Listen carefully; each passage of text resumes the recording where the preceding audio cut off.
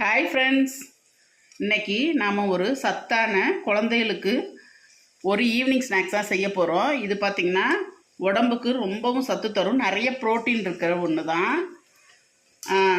குழந்தைங்க வந்து ஸ்கூல் விட்டு வந்ததும் அவங்களுக்கு ஈஸியாக ஒரு 5 நிமிஷத்தில் செஞ்சிடலாம்.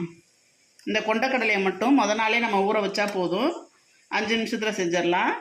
வாங்க இந்த டிஷ் எப்படி செய்யறதுன்னு பார்க்கலாம். இந்த ரெசிபி செய்கிறதுக்கு நாம் கருப்பு கொண்டக்கடலை எடுத்துருக்குறோம். இதை வந்து நம்ம நாள் ராத்திரியே எடுத்து ஊற வச்சுருக்குறோம். இப்போ இதை எடுத்து மிக்சி ஜாரில் சேர்த்துக்குவோம். இப்போது கொண்டக்கடலையை இதை மாதிரி அரைச்சி எடுத்துக்கணும், தண்ணி சேர்க்காமல் அரைச்சி எடுக்கணும். ஒருவேளை உங்களால் நைஸாக அரைக்க முடியலைன்னா லைட்டாக தண்ணி தெளித்து அரைச்சிக்கோங்க. ரொம்ப நைஸாக அரைக்க வேண்டாம், லைட்டாக இந்த மாதிரி குறைன்னு அரைச்சா போதும். ஒரு 1/2 ஸ்பூன் மஞ்சப்பொடி சேர்த்துக்கலாம், 1 ஸ்பூன் சோம்பு. இப்போ இதோட நறுக்கின வெங்காயம் சேர்த்துக்கலாம், கொஞ்சம் பச்சை மிளகா, கருவேப்பிலை, கொஞ்சம் கொத்தமல்லி.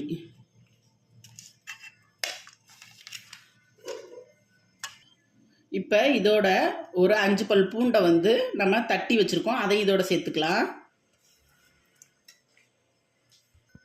இப்போ இதுக்கு தேவையான உப்பு சேர்த்துக்கலாம். இப்போ இதை நல்லா மிக்ஸ் பண்ணிக்கலாம்.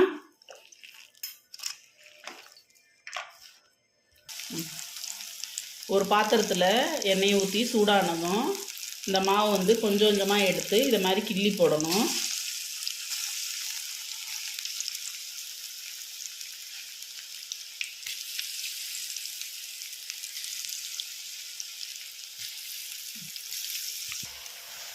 இப்போ பாருங்கள், இந்த மாதிரி வந்ததும் கொஞ்சம் லைட்டாக மெதுவாக திருப்பி போட்டுக்கலாம்.